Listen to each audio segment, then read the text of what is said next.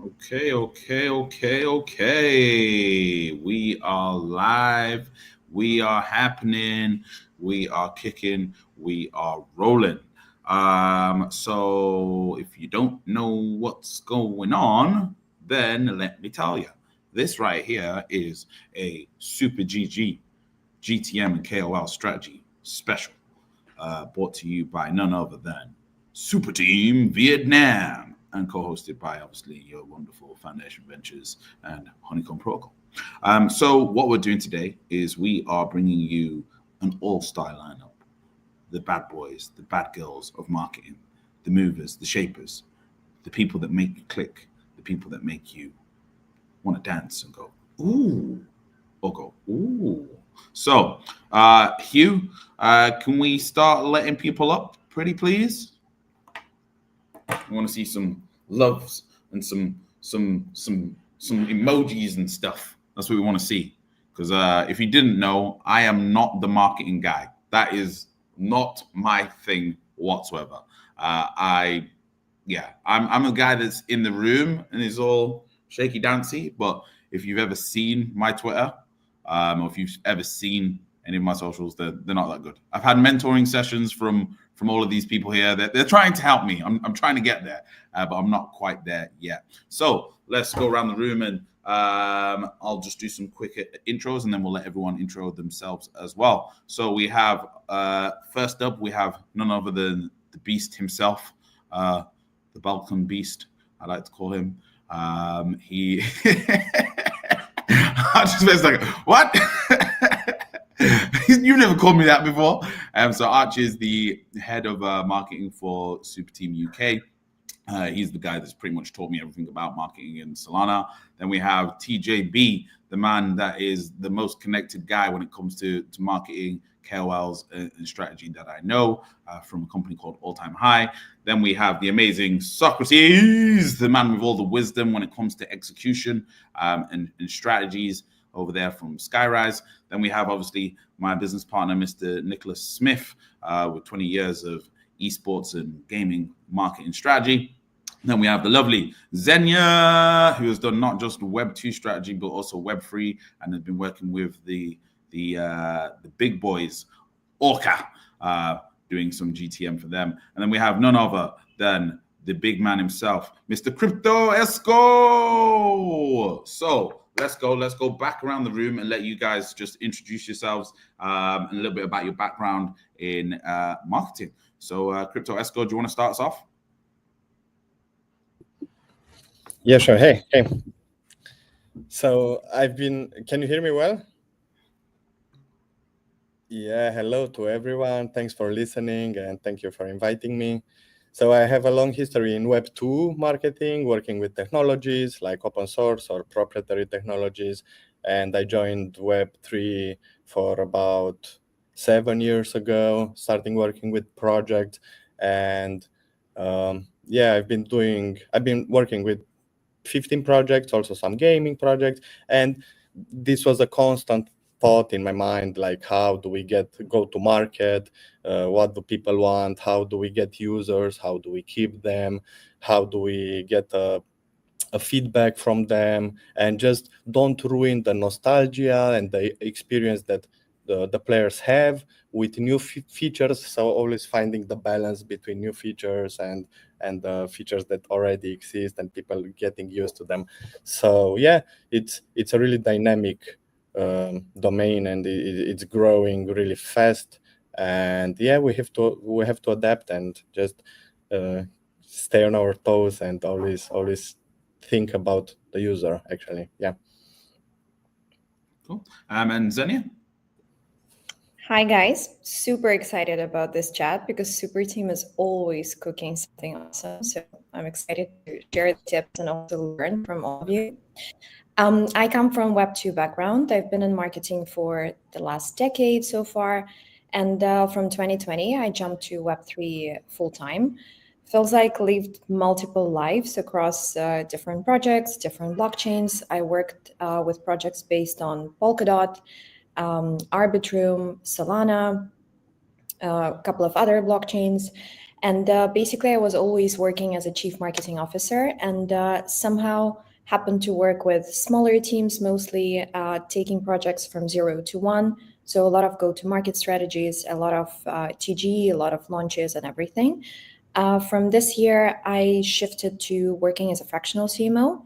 So currently working with multiple projects. All of them are going through TG at one point or another, and heavily focusing on Solana. So I'm full-scale Solana now. And Nick. Hello, can you hear me okay? Yep, loud and clear. Fantastic. Thank you for the invite today. Just to give you a quick background, so I've spent 20 years in the gaming and esports industries. I at one point ran an esports organization. Then about 10 years ago, got more into the kind of growth and marketing side of business. So I set up a marketing agency to do all that through, working with a lot of different companies. Mainly at that point was within the Web 2 space. So the likes of Bandai Namco, Wizard of the Coast, Genshin Impact, and many, many others, and also non-gaming projects as well, and companies. And then about 7 years ago, got into the Web3 space with an esports betting crypto company called Luckbox, where we raised somewhere around about $13 million in a pre-sale. Started working with crypto VCs about 4 years ago with their portfolio companies, mainly on GameFi projects. So me and my team would come in, we'd do all the strategy for them, then execute across different channels. And then probably about 12 months ago, started doing more advisory work and started working with Mike, about 6 months ago? Yes, sir. That's about Yep. that, yeah. Cool. Socrates. Hey, pleasure to be here. So my background is I came from actually computer science, but I ran a Web 2 marketing company in California for 4 years, really focus on well-being and focus on email marketing, SEO, traditional social media, with also developing high ticket funnels. And yeah, fell into the rabbit hole of crypto in 2017, started doing marketing in 2020, started with NFTs, helped sell one of the first NFTs to Christie's, the world's largest auction house, and moved to Seoul very early, 2021, I think. Been on Seoul ever since. I love the people, I love the vibes. And on Seoul, I've helped with Metaplex last year, helped lead their startup program with their go-to-markets across 7 teams. I've helped Helio scale their SEO. I've helped right now helping Drift set up a working group. So yeah, really excited to be here and chat marketing. Nice. TJB. Oh, no audio. Can't hear you.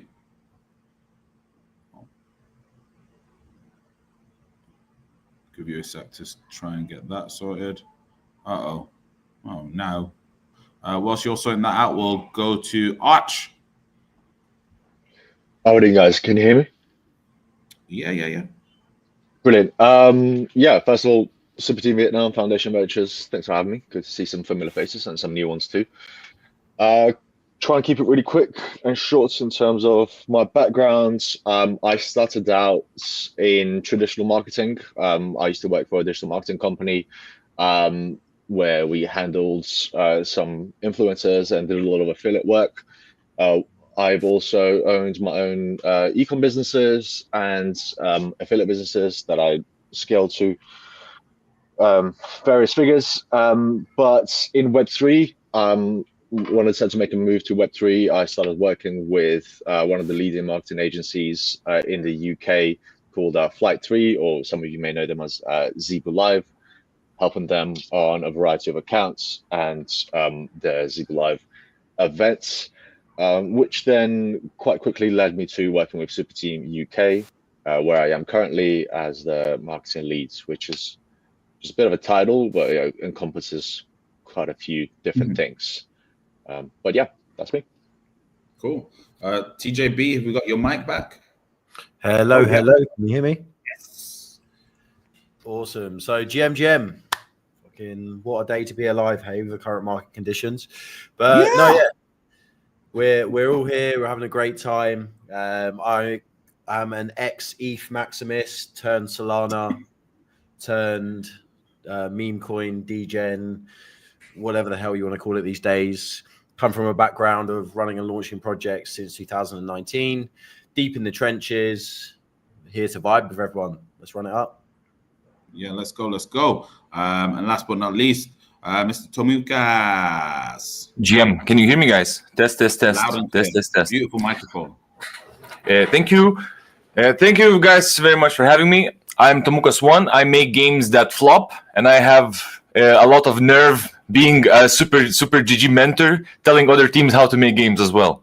So that's about me.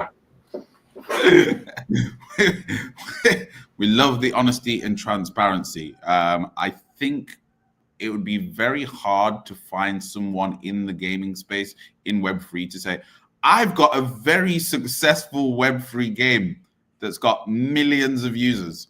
I don't think that exists. So it's completely fine. You're fine.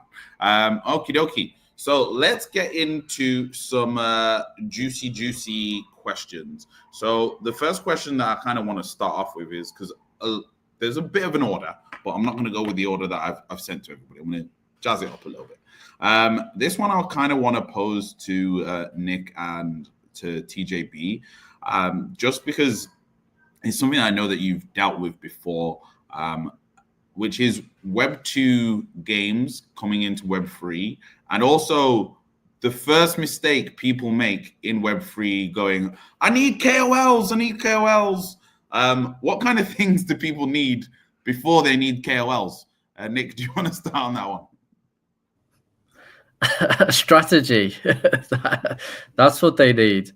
I think it's normally people who don't know anything about marketing. You know, there's nothing wrong with that. But the thing is, if you don't know about something, rather than just going, oh, I've just got a lot of money and I'm just going to just throw it away, like at least try and get some advice from people who do know, and then, you know, start putting together your strategy and then start activations. It's a little bit like trying to build a house without any plans, right? I mean, it's not going to turn out very well, and that's typically what happens. First, TJB? A product would be nice. An actual understanding of what capacity they can do internally as a team, because I'm sure, like all of us, we've dealt with individuals of, I've got this great idea, it'll be built in 2 years, and we actually don't know what we're doing. So yeah, as Nick said, an actual strategy of how they're going to go to market, what their timelines and deliverables are realistically looking like, actually having some kind of budget to activate the right individuals, not just people with vanity numbers, would be a nice thing as well. But that's why we're all in this game. We're here to advise and put people in the right direction to make sure they're not getting basically run around by some of the cowboys that are out there. So yeah. Cool. Anyone else want to chime in on that one before we go to the next question? Nope. Cool. I would like to ask, why can't you build a house without a plan? Like if I go play Minecraft without a plan, I can still make some shed and I can live in it. I can escape creepers. I can still survive somehow. So can't you like, if I decided like to actually build a real house, is it really not possible to just like build it without a plan? Well, for me, I can just about build a tent without a plan. In fact, you know what? I'm gonna put it out there. I can't even. You can live in a tent. You can create yourself a life in a tent. No, I can't build a tent. I need people to build. You know those pop-out ones? That's what I'm really good at. You just throw it and bang, tent. That's me. That's life, man. That's life. Yeah, that's life. I can take this one, because I actually had a question like this from founders, not for gaming, but for DeFi. The way I explain it, you know, if you want to bake a cake, you need the ingredients and you need the recipe. If you have just water and sugar, you cannot bake a cake, right? You need eggs, you need flour, and so on. Then when you have the ingredients, you need to know how to combine all of them. That's why you need a plan to start with. I like that. That's a good way of saying it. Otherwise, you just got sugar water.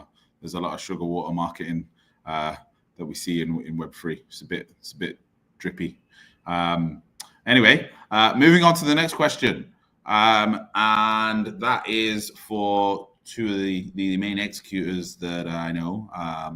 that have worked successfully with Orca and Drift. Based on your time working with these kind of companies, what would you say are actual effective strategies that work in Web3? Socrates, do you want to start on that one? Effective strategies. It depends. It really does depend. I would say, Drift I'm very new. Like I've working Drift is very like short term. But I would say that it really I don't think all strategies are the same, right? So depending on the project, depending on like gaming to DeFi, completely different, right? Different types of approaches. I think it's actually a question which doesn't have the right answer particularly. Like there's effective things like everyone knows in the space, like incentive programs, maybe ambassador programs, but it's the way they executed in the context of the certain projects. So I would say for Drift, one thing we're working on now is this working group. We saw it executed effectively with Dupe. So now we're looking to launch our own version with a different spin on it. And yeah, we'll see how it goes and iterate from there. I would also just add that experimentation is probably the best form of like education and marketing, and like being able to experiment effectively with your strategies and content to see because everyone I think should understand the kind of fundamentals of what is in a campaign, maybe partnerships, KOLs, content, but it's the way you use the mix these and like actually create something that's effective. Hopefully that was okay. helpful. So there's no magic wand. Is that what you're basically telling me? I personally don't believe there is no magic wand. No way. Yeah. Damn. That's all my plans out the window. Xenia, love to hear your take on that. I'm not going to say anything positive, to be honest. Like, there's definitely no magic wand. But what I would like to ask, the way I view marketing, I think there are two parts. There's content and then there is distribution. So for both, you need to start with a plan, right? You need to understand, like, what do you do? What do you stand for? What is your product? Who are your competitors? How are you better than them, or are you better than them to start with? If you're not, it's not a huge issue, especially in our space, because you can always tweak different things. Like, then your marketing has to change and you have to, I don't know, like be more fun, for example, or like provide something that in terms of the user experience that others don't do. But I think in terms of content, it's really important to, first of all, explain what you do and then to engage your audience. So for this, you have to understand like who are you talking to, right? Is it like, are you talking to gamers? How sophisticated they are? How easy do you want the game to be for them to enter, and so on? And then in terms of distribution, we all have the same channels. It doesn't even matter like what niche of crypto you have. We all have KOLs, we have different communities, we have PR, we have like different paid channels, a bunch of organic channels like Twitter, socials, and so on. You just need to basically understand what you stand for and be able to wrap it into a nice package. And I think in terms of like what works, it also changes all the time because crypto is very like trend-based industry. So let's say like from what I'm seeing now, there is a huge emphasis on the visual part. Like crypto people have always been visual, but I think now we're kind of like in an autistic capital state, right? And it's becoming like ADHD is becoming deeper and deeper because there's so much happening on the market. So if you cannot win the attention, and winning attention through like really bright visuals, like something really unusual and engaging, is the easiest way, and eventually it's the cheapest way because you don't have to pay for anything except design. Nice. Okay, so this brings me over to a question that doesn't. I'm curious to hear these answers. So I'm going to throw this one out to Crypto Esco, Arch, and Tomukas one. What even is a successful GTM? Like, what would you class as? Oh, okay, you know what? That was a really good marketing campaign because they got. Arch, do you want to lead with that one? Yeah. Okay. So, I mean, in terms of success metrics, that will be defined by whatever it is that you're promoting, right? So, let's use Vector for example. I think they were one of the key leaders in like how a marketing strategy should be executed, and it had a few different angles to it. Where the product itself was it was good. It was working at a level where it was usable for people. You see quite often where Web3 products are released, and it's just a load of nothing. So the product itself was great. So that made things easier. It was smooth. It was familiar. But then the marketing strategy around it, now I can't go into the nitty gritty of what they did, but it worked. I think Speaks, who was leading the marketing team over there at the time, executed it exceptionally well. So in their case, the success metric would have been app downloads and users, right? Which I think they definitely achieved. So probably one example that I would take a closer look at if you're looking to get some app downloads and users onto your app, and learn from what they've done. Nice. Couldn't agree more. Big Dog Speaks. Definitely go follow that guy. Probably would have had him here, but he's kind of not working in Solana at this moment in time. But that's another conversation for another day. So Tomukas, would love to hear from you. I would say a good go-to-market strategy is the one which feels nice, which just kind of you vibe with. For example, I have like created this game called Big Digas, like something. I don't want to get too much into it, but basically, it started pretty cool, pretty well. I made a grand or something in a couple of weeks, and I was like, oh, I'm rolling. It's something. This may turn into something. But then I found the work is boring. Like I needed to go talk to people. I needed to go on calls all day long. And it just felt like this is not a go-to-market way. I need to feel it. I need to spend every day not feeling like I'm working. Then it's good go-to-market, because I don't think it's about.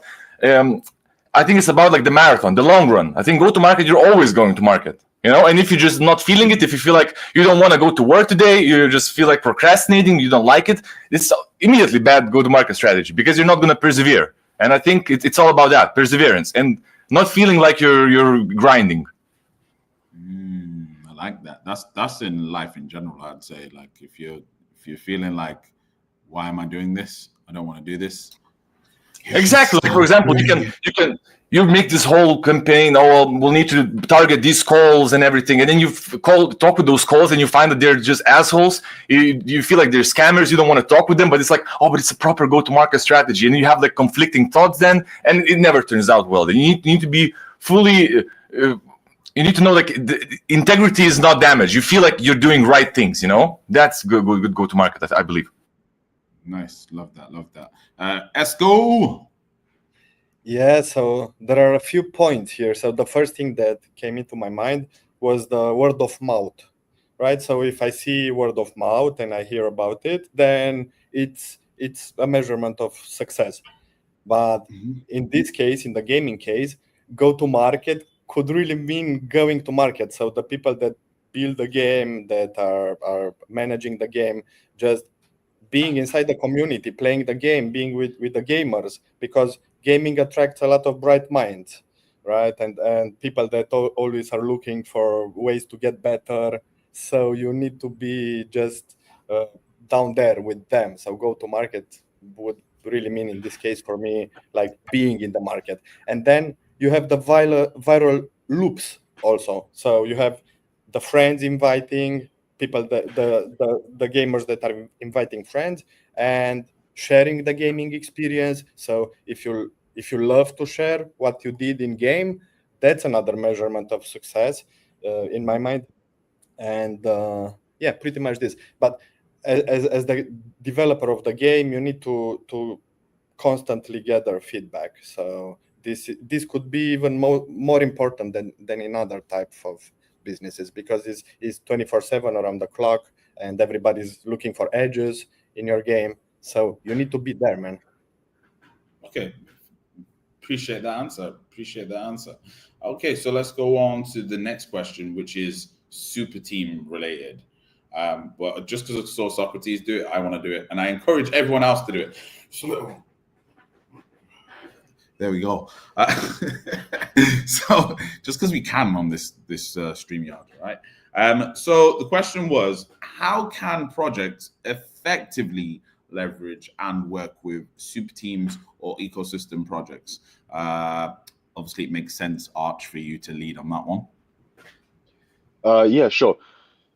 Working with super teams, I mean, well, first, I think it's important to understand what super team is. And there are many ways to sort of go about this explanation. And usually I'd give it like a catered answer.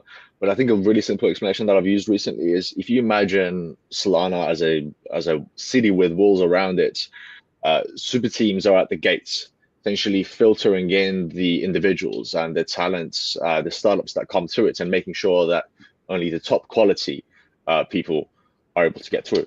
Now, when it comes to working with super teams, the great thing about it is because we're so focused on the quality of the contributors and the members, is that you immediately get access to this highly interested Web3 native creatives and builders within the ecosystem. And like I think some of my favorite examples in terms of like working with projects have been event-based.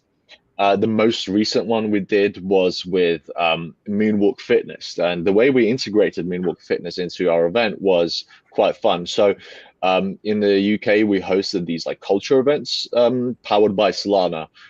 So we had an event with this piece of tech that's been built by a UK founder.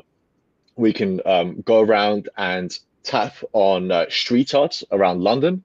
Well, at the moment it's in London. And essentially collect it as a digital collectible, right? And because these pieces were sort of spread around London, we decided to bring Moonwalk into it and set up like a 30-day challenge that only the event attendees could enter with, I believe it was like $1,000 up for grabs. That challenge is still ongoing. And that way, you know, they complemented each other quite well. Yeah, IRLs, there you go, Michael. That's what you're holding up right there. So I think just study what super teams are doing, and essentially just have a conversation with the local leads and and see how you can integrate your product, because ultimately those leads from different countries will know what works for the community and what doesn't. You know, we also had another example was with Vector at our Christmas party. Very simple, very straightforward. Aside from just like general branding, we had these like gift baskets for people that came to the event, and included in there were Vector codes. Now, obviously, at the moment, Vector is open for everyone to use, but at the time, it was kind of like in a closed space. So just these small things, really. Super team is the way. Super team is the way. I think definitely what you said there in terms of the Moonwalk activation, it was definitely good, because I heard about it all the way in Hong Kong, and I've heard about it again in Vietnam. So that thing that Esco was saying about word of mouth, the word of mouth has traveled on that one. So combining 2 points there. Socrates, I know you've worked with some super teams. Love to hear your thoughts on that, or any experiences or anything you've done. Yeah, I think what Art said was like perfect. It's really figuring out custom campaigns, right?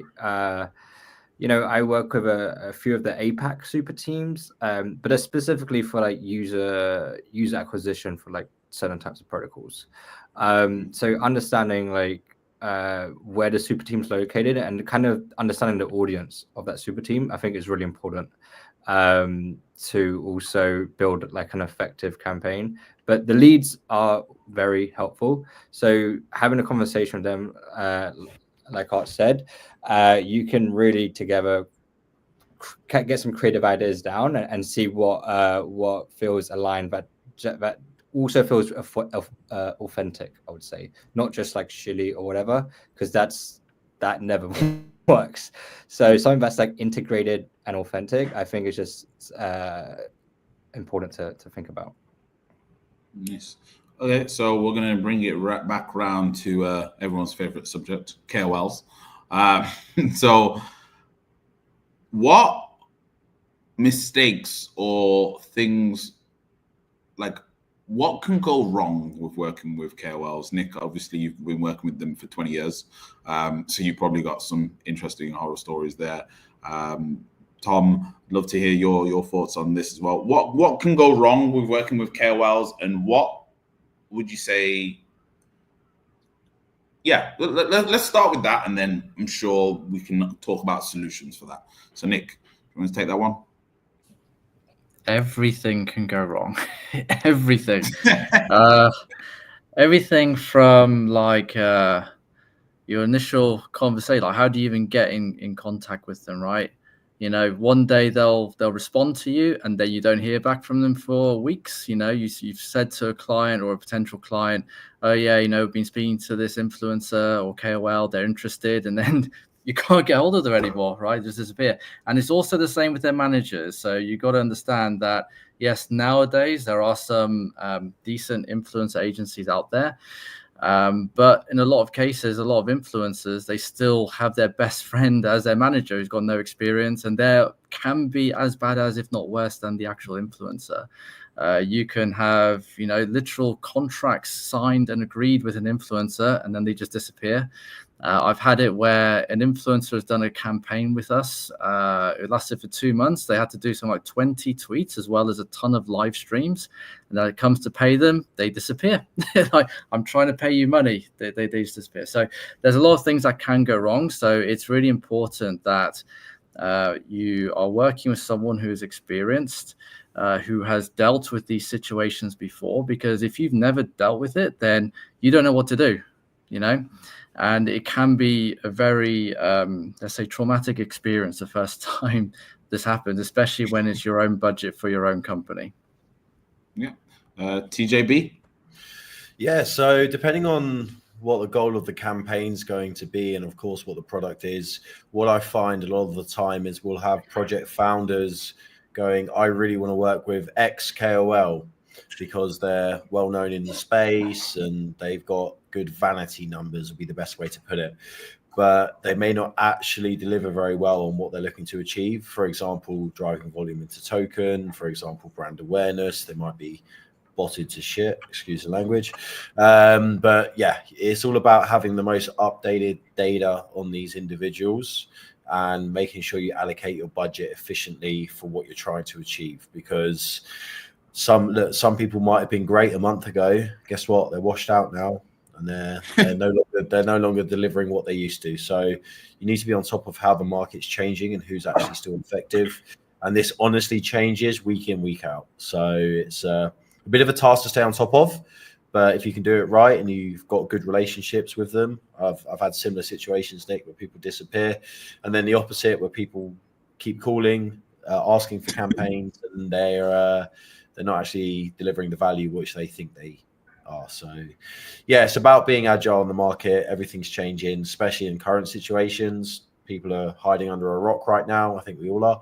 And yeah, let's see what the next couple of weeks / months bring. I'm sure things are going to go back to a nice, healthy market soon. So of course, tiny pullback. We're used to this now. Correction phase. It is what it is. Yeah, if you've been in Web3 before, like, it's like saying it's not going to rain in England. It's like, come on, it's raining. Like, alas, it's another day. Come on. But yeah, Tamukas, as a KOL yourself, would love to hear about some of the things that I don't know, like what, I don't know if you've experienced this, but what is today's price yesterday's price when it comes to KOLs? I have no idea what this question means, and I don't think I'm a good person to even answer that about the price and everything. I would just like to say, to add to the guys, that the real KOLs are the people you know and you like. From what I noticed, if you just go with like a KOL that has good numbers, you don't even know what kind of people they're gonna bring, right? They're just, let's say that Discord becomes like trash with some people who are like, oh, when airdrop, right? It just gives you more worries. You need to then hire mods, everything goes to shit, right? And I think the real KOLs are like the people you've maybe met IRL, you like them, you know that whatever, maybe they have 1K followers, 2K followers, right? But you know that those people are going to be real, right? Real people who like them, and if you like them, there may be something with that. And I think like this is the way to go, like to maybe try and get your people that you know to support the project, rather than just going with KOLs that, even when I'm talking with KOLs, I always feel like being scammed. Like whatever price they give me, I always feel like, bro, what is this? I always feel like they're just like talking to me, and they're just like doing this motion with their hands, you know. It just always feels like that, and I just don't feel comfortable, talking with these types of people. Yeah, it just feels like they're just, oh, I got this man. Oh, I got him.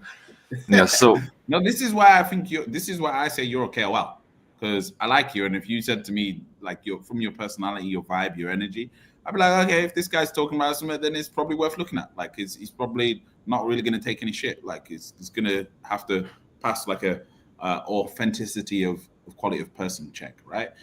So that's where for me, I'm a big believer and have experienced multiple times that just because you've got a large Twitter following doesn't mean that you're actually gonna like bring anything.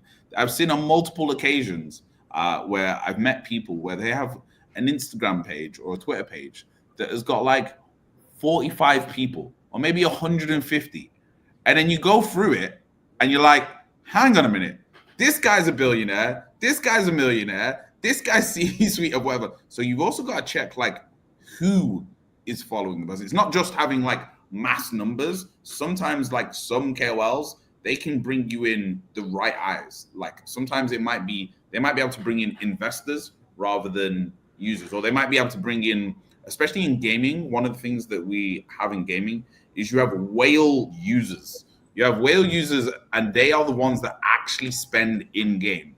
So like if you're building a game that needs to generate revenue, those are the kind of KOLs or influencers you need to find, the ones that have other gaming whales that spend big bucks on in-game purchases. So that's my little 2 cents on that one. So yeah, let's go on to the next question that I had written down. I've actually got notes, guys. I've actually genuinely got notes. I've actually done my homework for this one. This is a great one. So this one I'm going to throw out to Crypto Esco, Xenia, and Socrates. What advice do you have for bootstrap startups that don't have a large marketing budget? So Xenia, do you want to start? Yeah, there's a lot of advice because, to be honest, like a lot of things can go wrong. Coming back to where we started, like be super clear internally about what you do. It's going to save you a lot of time, a lot of money, especially if you're engaging with any third parties, like be this agencies, freelancers, hiring people internally, or like KOLs. And secondly, I think try to be savvy and think what you can do virtually without any budget, or like not spending that much. Let's say instead of going through KOLs and paying large sums, see whether you have any backers of your project who can serve as your KOLs, whether you have any angel investors who can get you to podcasts. Just like try to shake your network as a peer tree and just try to get any valuable connections out of them, and also try to help them maximize whatever message you are having. To the previous topic, in terms of KOLs, I think our space is actually like flawed to think that KOL is the solution to everything, which it's not. And I'm actually advising startups I'm working with against working with huge KOLs, because as all of you guys mentioned before, in most cases, taking 10 people with an audience of 10,000 is going to be way more effective than taking one person with 100K followers, because it's just like you get the different level of connection, you have different level of like personalization for your campaign, because whatever is reaching a huge scale is not as personalized. Like those people are just like working for money, not working because they actually have to like gain credibility from someone. So I guess like stay as savvy as you can, try to see what you can get for free. And I would say like try to outsource and delegate things that, especially this is an advice for the founders, because I'm seeing a lot of founders trying to do like a million things by themselves. I think it's important to think about the value of your time, because an hour of the founder's time is not priced the same as an hour of community manager time, for example. And it's not to like downgrade anyone's work. It's just there are things that just the founder can do. And it's better to kind of shift the energy and focus in there. Totally agree. Crypto Esco, love to hear from you on this. Yeah, so I'll tie the two questions because they are related and they're really good points. So I've been working in different stages of the crypto market with KOLs that just worked, like everything worked and brought us users and everything. And I've worked more recently that with KOLs that did not work. So nothing worked, right? Okay, so going back to the previous question, I don't think it's so much about the KOLs here, but about people, founders, not understanding the basics of how things work, actually. So how things work. Everything is a trial and error, especially in this dynamic domain, right? Things work like this. To get the trial in the market, you have to push messages. That messages are creating narratives. You have to identify the narratives and then to push the right messages that worked. So you need to do this. So it's not about the KOLs. If you don't have the right messages, they just won't work. And yeah, that's it. So I think you have to adapt the right messages to see what narratives work. So a narrative is actually a message that worked and you push on it. And yeah, that's it. And be aware of the stage of the market you're in, because yeah, you can end up pushing tens of thousands or even more to KOLs and they won't bring anything. Yeah, very true. Seen it plenty of times. Socrates, over to you. So the question is about if you have no budget or low budget, right? So I think three things come to mind. One is we touched on, get in touch with your local super team, be involved, get active. I think that is a really good way organically to just build relationships. Secondly, try and build your founder's profile. Founder accounts are, I think, pretty important in this space. People love founders. They want to align with founders, and, better to connect with a human than a company. So just trying to build in public kind of model, and just connect in different ways. And then the third thing I would say is if you have very little money, is build a system around content iteration so that every week you review your content, you review the copy, you review the images, you review what's working, and you do some tests to see what might work, and you just repeat this process on a weekly basis. Through that iteration, you should be able to then create a science a little bit about what's going to pop and what's going to create impressions and stuff like this. These are all zero cost things. Yeah. Nice. Okay, so penultimate question. What are the do's? Oh, go on to me, guys. Go on. Could I also add on building with no budget? Since I've been just doing everything basically with no budget. And on the game side as well. So I think what Sock said about having the founder profile is definitely very important. And as when you're making a game, since games are just there's not really a market for it at the moment, at least, and it's really difficult to survive. So from what I'm seeing, there's two ways to go. One is to just focus fully on the game and make it addictive, with preferably some airdrop at the end of the road, like leaderboard, right? Something simple gameplay so people could just get hooked, get just their brains hacked. So they just need to every day to log in, to log in to advance and hopefully get airdrops. And during this time, you can then maybe add some partnerships, marketing. So because you have people logging in because they're addicted, right? You can get partnerships and contacts this way by fully focusing on the game and just building. And the other is to just create games that may not have audience, even soon, but something that pushes the boundaries forward. So, for example, creating fully on-chain games. Nobody's really going to play. There's not really going to be any market for it. However, by making these kind of like advancements, it allows you to get grants easier. Like it helps you get into like accelerators, win some hackathons, and that can help you like raise some money, even if you're building something complex and something that's just not easy to pick up. So this is, I think, two ways of going about it, and that allows you to survive in this sector. Nice. This guy, bro, you are a KOL. You, in my opinion, like you are. Like your words have influence. You are a key opinion leader, in my opinion. I hope I'm gonna get after this. Yeah, probably. It's cool. So my question now to everybody, I'm gonna go round on this one. What are the do's and don'ts and horror shows of using AI for marketing? I don't know if you've heard it as well. I'm hearing about people saying, I've got AI that runs all my marketing. I've fired my... Tell me, can't remember his hands. He's itching to get this one. I'm hearing about people firing their whole marketing team and just using AI and AI agents and AI bots and AI influencers. And yeah. So Tamukas, I can see you're itching at the bit to get this one. Go on. Right. This is not going to be too much about the marketing and agents, but rather about visuals. I saw this like trend with AI agents, and I decided to go on a bit of a different route. And so the thing is, like, small team, right? Me and my girlfriend, who's an artist, who's not artsing all the time, no budget, no nothing.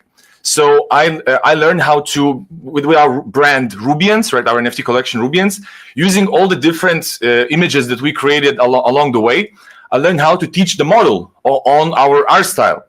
And that allows me to just, it's quite a tough work to just kind of set up the whole model, but like by giving them a lot of like PFPs of our NFTs, from that we can create them banners, from banners we create concepts, and that can all go into the training data. And now I can consistently create just random images in like 10 seconds of our Rubian looking concept. So that means the artist just, the artist is not like on this like tight leash that I need you to make an art for tomorrow, for 2 days after. She can just pick up and draw something and just add it to the model whenever she feels like it. And like every time she does something, it just helps out to the whole picture. But by just having the model, by having that program running the images, I can just like, I have an idea for a tweet. Here, I'm just going to have an image alongside it. And that helps for basically everything. I mean, banners, logos, whatever. So I think that can also help with marketing, but I just wanted to say that it cuts a lot of weight off your presence on Twitter, because like when you make a tweet, you want to like look visual, as Senya said at the start. That's very important. Nice, great answer. Let's go along the top. TJB, AI do's and don'ts and horror shows. Good luck maintaining relationships with people using AI. It's pretty much the first thing I'm going to say. Most of this space, let's be honest, is who you know, how you know them, what favors you can pull, how you can give people value back. Yeah, don't know how you're going to do that using AI. Not really been someone other than the AI agents. Obviously, that runs kind of dead and buried now. Unfortunately, I'm way too overexposed there. Yeah. Other than all of that stuff that's just happened and we all got very sad afterwards, I don't think that's going to be something that I'm going to be using, because you need to have a human connection. It's like trying to run a community using an AI bot.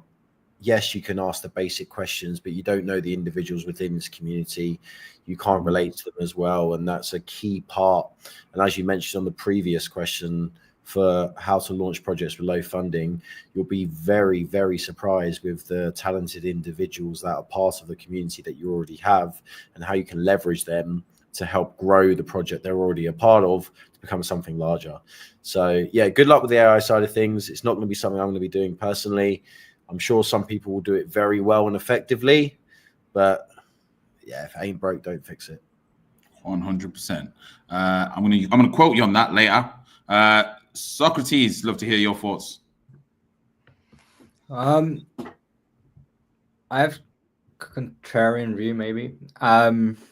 So I think Ooh. AI agents for marketing, it could be interesting. I've actually been 2 months trying to build one. I think the challenge that I've experienced is the contextual layer to like get data to make it really effective, right?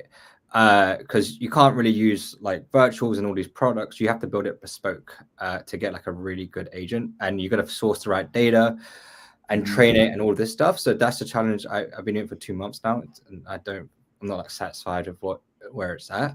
But I met someone in Hong Kong who crushed it, and I like doing it, and like I need to follow up and chat to them. So I think there is a world where you can use an agent to support a campaign, but it's a lot more effort than maybe people think about. I would say on the other side, where AI is not effective, like SEO, right? I think data is pretty clear at the moment, where like human written content is way better than when AI generated content. And yeah, I think general writing and like one of the big themes here sounded like storytelling. I don't think AI is yet there with like effective storytelling, possibly in like 12 months, 2 years.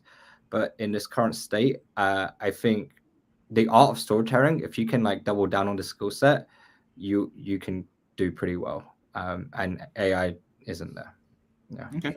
Yes. Can I have just for a second about storytelling in AI? I just met yesterday with a guy who's doing AI art for unnamed token project, not chill anything, but basically, what a cool idea! I think this he just cracked storytelling. Basically, he just using his own model, his own like token character. He makes 5 seconds video of, let's say, him walking across the street, right? And then he creates a poll with 2 options, like what should he do next? Rob a bank or no, steal a car or something. People then vote, and based on the responses, they generate a new 5-second video of that thing happening, and just keeps on getting those polls up. And those 5 seconds creates like a 1-minute loop, and it becomes like a short video for whatever created by the community votes and everything. And it's so easy to make, right? Just kind of see what the response is, create a prompt, launch it, and it's good. I think storytelling is possible right now. Just need to think outside the box and like see what the brain rot ADHD brains want right now. What could convert? I definitely. You still need like a person here, right? So AI is like a supportive element, but you need a person running it, somebody who can like somebody who can think. Exactly. Yeah, you need a brain, and you can use AI as your hands, because I'm seeing another issue, like a lot of teams are trying to, like, let's say, write technical docs through AI or like write content through AI. But the issue is that even if you're using like Claude or ChatGPT, you can fit data to it, but you have to have data. Like you need to have something written that actually makes sense in order to put it into AI. So I guess in any case, we need somebody who like creates the foundational stuff, and then you can give it to AI. Yep, nice. Arch, being as you're the Harry Potter of Midjourney, I'd love to hear your take. Yes. Yeah, I mean, I'm not going to speak on AI agents specifically, but I do use AI tools on a daily basis, and I use like a variety of them, right? And I think I think everyone should as well at this point. Like, I'll give you an example of how I use it. Let's say I need to think of perhaps a strategy, or I need to sort of ideate a little bit. I'll just quite simply set up my ChatGPT on my phone, and I'll talk to it. It's just voice chat, and I'll ramble at it. And then in the end, it will just sort of spit out a summary, or I can take out segments of it. The great thing about it is it sort of saves it in memory as well. So if I come back to it later down the road, I sort of pull that information. I think a lot of like what really needs to be emphasized here is that people are just straight up raw dogging AI content, from the tool straight onto socials. Don't do that. That's ridiculous. Like it's really easy. If you use AI for like 10 minutes, you can notice when people are just straight up copy pasting content onto socials. And I see this from like, I'm not going to name names, but like big brands and individuals, and it's very shocking. So just modify it, add your own language to it, use it as an inspiration to maybe help you structure things a little bit, or whatever support that you need. But don't just grab the first thing that it spits out and then decide, oh yeah, this is my marketing. Even when it comes to images, right? Like I like to mess around with AI it's just a bit of a hobby, and then sometimes we use it for like SuperGG case content when I need to put up basic promotional material, and even then it's a combination of AI tools plus, but it's all built on my ideas and my foundation. I'm not asking AI to create everything from start to finish. I'm just using it to replace the skill sets that I don't have. Yeah, your imagination is sort of your limits with these things. Yeah, no, guys, seriously, please just stop copying and pasting AI content onto socials. So true, so true. Crypto Esco, do you want to wrap this bit up here? Yeah. So I was thinking, being a super team member, being the BD for Civic, so it's all about people, being around people and down in the trenches, right? I've been writing for a long time in crypto, and I love AIs and AI tools like since they've been around, and I actually understand that in our we are peer to peer, and the connections can be felt. So if you're doing some human content, you will connect with humans. If you leave your AI do some AI content, maybe that AI will connect with other AIs. So I never let the AI do the job for me. I used it always to help me iterate, to help me go through ideas. But I think the content, the written content, the visuals, you can feel it if it's human made or AI, because they have something in it. So we're all about peer to peer, right? We need to remember this. So what are we trying to do? Eliminate peer to peer idea from crypto? I don't think, I don't think that's the way to go. So get all the tools you need to help you. Don't let a robot do your job. Cool. So in closing, because we've got 3 minutes left, I'm gonna ask just go around the room, and if everyone can just let people know where they can find them on their Twitter handles, and then one piece of advice that you wish, just one piece of advice that you'd like to leave people with, a keynote thing. So I'll lead on this one. My one is the future of Web3 marketing, in my opinion, is Web2 marketing, because platforms like TikTok have 1 billion users on them. Platforms like WhatsApp have 3 billion users on them. So if you're building out a game specifically, this relates to gaming specifically, maybe not the whole of Web3, but gaming specifically. If you want to attract those users, like a platform that's got 3 billion users, or a platform that's got 1 billion users where you can show them a trailer of your game and then they're going to click and come and play, is probably a little bit better than a Twitter space with just like a Twitter ads targeting Web3 users. You're just going to get people farming your game, and then guess what they're going to do? They're going to leave.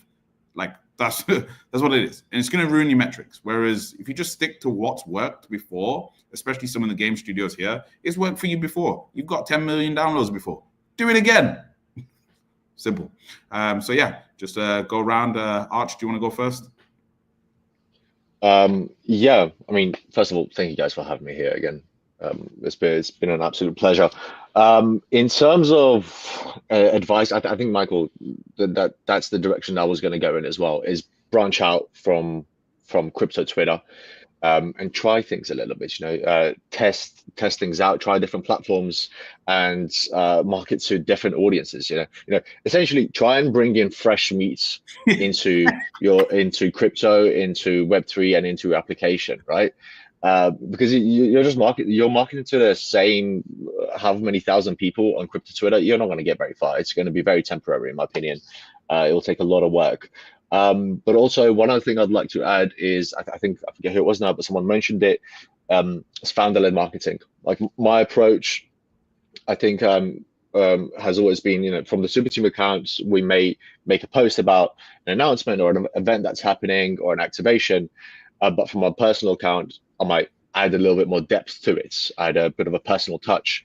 And as it has already been said on the space, you need that human connection. It's essential. So focus on your personal profiles as well. I would say it is just as important, if not more important, than the brand accounts and the information that's going up from there. But yeah, I'm going to stop yapping there. If you want to give me a shout, my name is ArchToll on Twitter. So hit me up in DMs anytime. Boom. Thank you, Broski. Let's next go to TJB. Yeah, again, appreciation, guys, for having me up here. Great to see some of the familiar faces. I know we're all dotted around the world right now.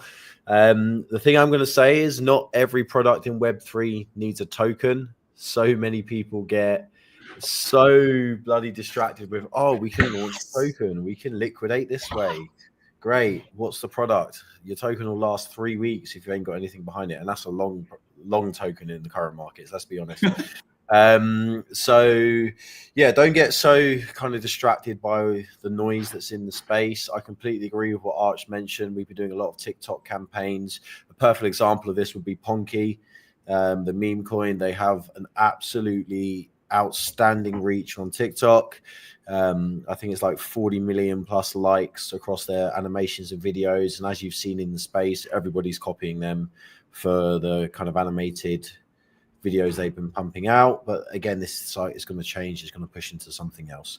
So yeah, don't get too distracted on everyone launching tokens. Focus on what you're actually set out to build first of all, and then if the token's needed to potentially raise funds, bring new members on, it could be something to look into, but get the right team members on board.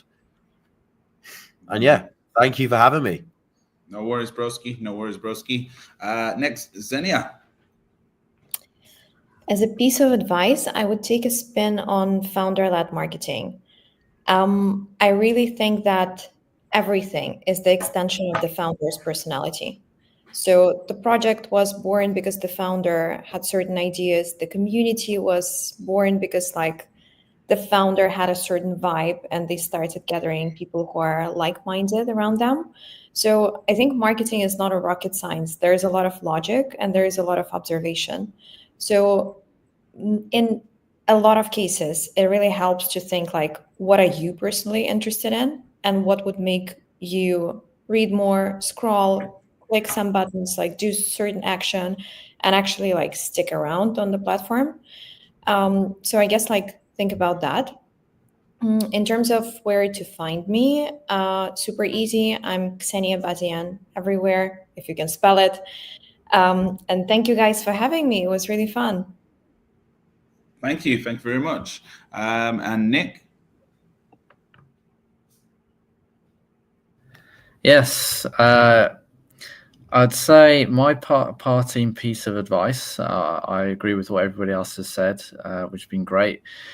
I would definitely say, look, if you don't know what the difference is between a marketing strategy and a go-to-market strategy, get some help. Ask somebody. Find somebody who is an expert in marketing or has done this kind of stuff before and get their advice. Look, if you're building a project and you're getting in devs who are experienced, who've built stuff before, then why wouldn't you do that for something like this, which is crucial to your project being successful at all? Without eyeballs on it, your project is going to die. You can even get funding. You can be very successful with a crappy product, right? Look at the likes of McDonald's. I mean, one of the biggest companies in the world, their product isn't great, right? So just look to get some people who can help you. A lot of people will speak to you for free initially, so you can get a little bit of advice at the beginning. And there's a great panel here of people who can also help you. Yep. Thank you very much, Nick. Sorry, I need to shoot off to another call, but thank you guys. I really appreciate it. Cool. Socrates? Yeah.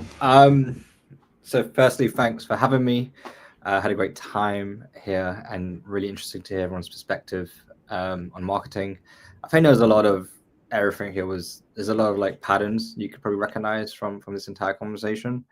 I think two things I would just double down on is TikTok.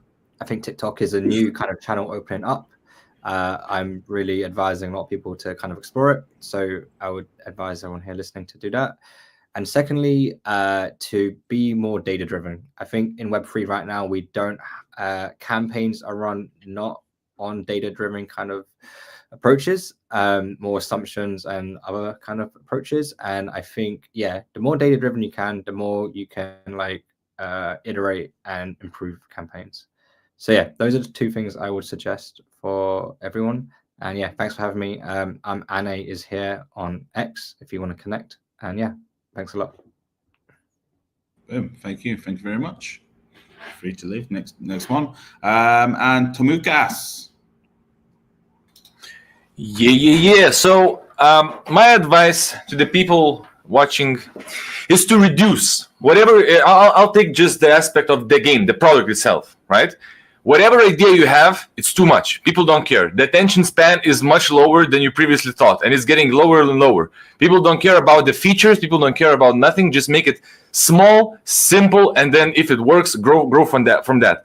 And I know it's easier said than done, but it's the most difficult part is to take whatever idea you have and squeeze it to an atom. It's the most difficult part. It's not easy to trim the fat off, but it must be done if you want to feel right and move on. And that allows you to pivot quicker. And for European listeners watching, learn how to shoot a gun, guys. Thank you. And Tomukas1 is my nickname. Thank you. Thank you very much.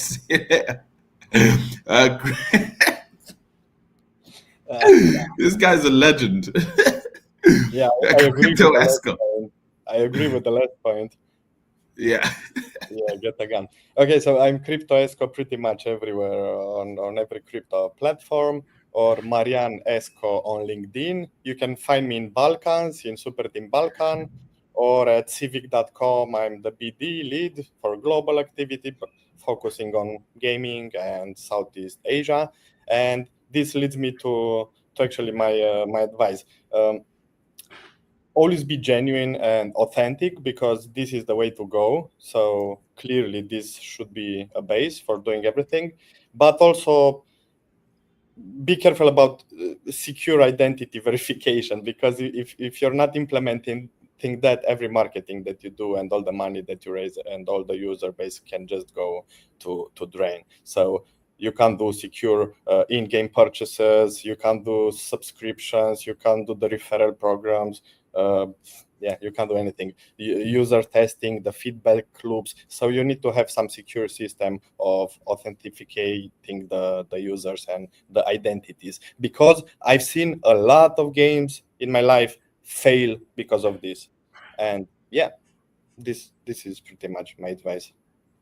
Thank you very much. Right, everybody, thank you very much. Love you all. Some of you I'll see you tomorrow at 10 a.m. See you later. Bye. Bye-bye. Bye-bye.